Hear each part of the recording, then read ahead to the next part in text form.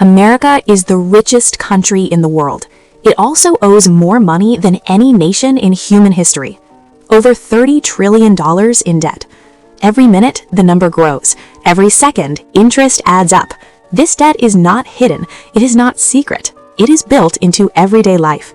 Your home, your education, your credit card, your government. This is the story of how America learned to live in debt and why the entire system now depends on it. Debt did not begin as a problem in the United States. It began as a solution. From the earliest days of the Republic, borrowing was seen as a practical tool to build something larger than what cash alone could achieve. The founders did not fear debt. They feared chaos, division, and instability more. Alexander Hamilton understood this deeply. He believed that national debt, when structured carefully, could bind the states together, establish credibility, and create long-term trust. To Hamilton, debt was not weakness, it was structure. When the federal government assumed state debts after the Revolutionary War, it sent a powerful message to the world. The United States would honor its obligations, it would pay its creditors, it would behave like a serious nation. That decision laid the foundation for American finance. That idea never disappeared. It evolved. As the country expanded westward, debt followed the frontier. Railroads did not rise from savings alone. They were built with borrowed money. Investors from Europe poured capital into American projects. Steel mills, factories, ports, and cities were financed through credit. Debt allowed speed. It allowed scale. It allowed America to grow faster than its own savings would permit.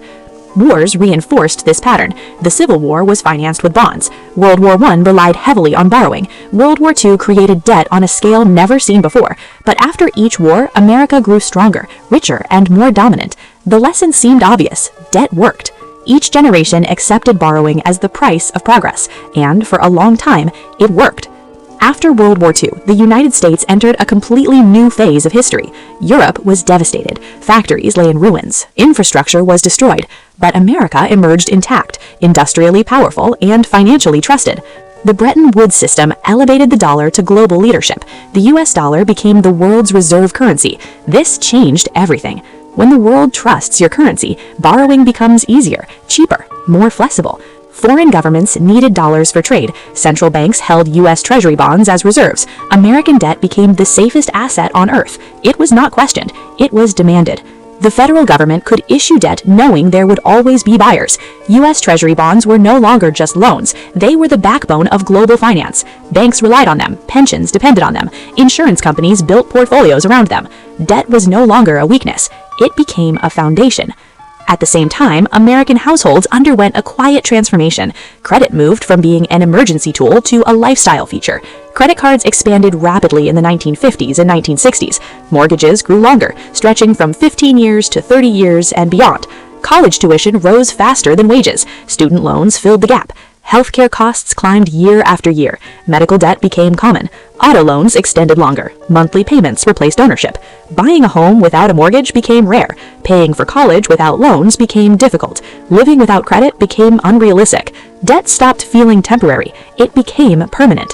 The psychology changed. Debt no longer felt like something to escape. It felt like something to manage. Monthly payments replaced total cost. Convenience replaced caution. Consumption became smoother, but dependence grew silently.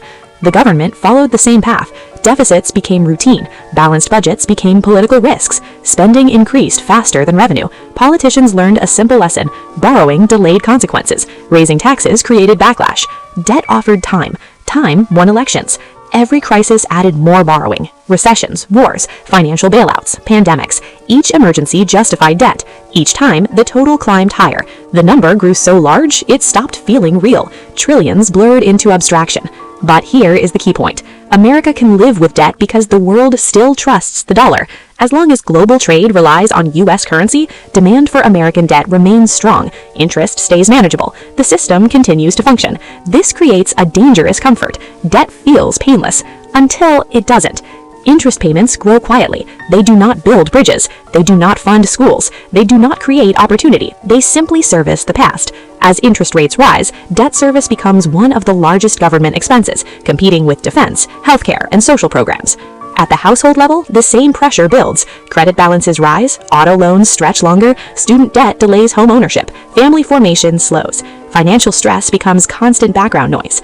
America does not collapse under debt. It adjusts around it.